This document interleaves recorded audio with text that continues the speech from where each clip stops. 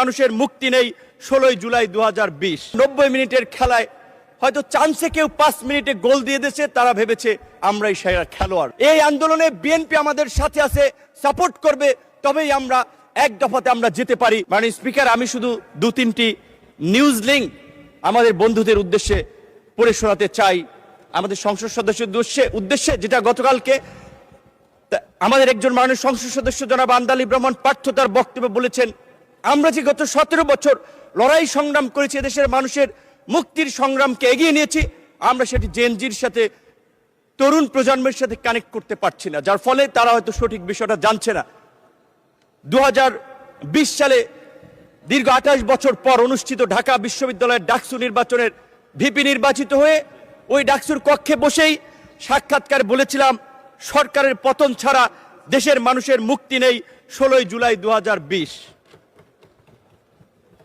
মাননীয় স্পিকার, জুলাইয়ের 26শে জুলাই 2024 বাংলা ট্রিবিউনের একটি নিউজ, সেখানে লেখা আছে আন্দোলনকারীদের দাবি দেওয়া লিখে দিয়েছিলেন নূর।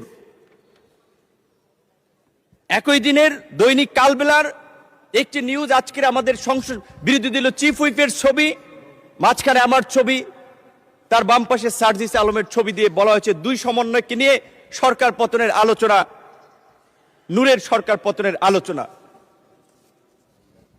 বাংলা বিডি নিউজ 24.com 26শে জুলাই সেতু ভবনের নাশকতা, নূর কারাগারে রিমান্ডে নির্যাতনের অভিযোগ, আন্দোলনকারীদের 8 দফা কর্মসূচি নুরুল হক নূর লিখে দিয়েছিলেন বলে তথ্য রয়েছে ডিবি তদন্ত কর্মকর্তা।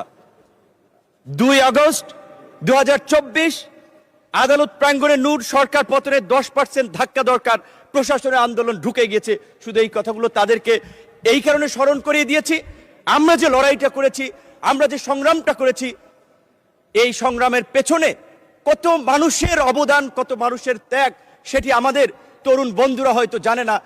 তারা হয়তো মনে করেছে ফুটবলের 90 মিনিটের খেলায় হয়তো চান্সে কেউ 5 মিনিটে গোল দিয়ে দিয়েছে, তারা ভেবেছে আমরাই সেরা খেলোয়াড়, কিন্তু তারা খেলোয়াড় নয়। মাননীয় স্পিকার, এই জুলাইয়ের 12ই জুন 2024 আনুষ্ঠানিকভাবে যুগপৎ আন্দোলনের বৈঠকে বিএনপির গুলশান কার্যালয়ে আজকের বিএনপির মহাসচিব এবং একই সাথে স্থানীয় সরকার মন্ত্রী জনাব মির্জা ফখরুল ইসলাম আলমগীর, অর্থ পরিকল্পনা মন্ত্রী জনাব আমির খসরু মাহমুদ চৌধুরী সহ অন্যান্য আমাদের প্রতিনিধি দলে যারা ছিলেন, তাদের সাথে আলোচনায় বলেছিলাম, এই ছাত্র আন্দোলনের স্ফুলিঙ্গ বারুদের মতো জ্বলে উঠবে, এই ছাত্রদের পাশে থাকতে হবে, আপনারা ছাত্র দলকে সেইভাবে নির্দেশনা দিন।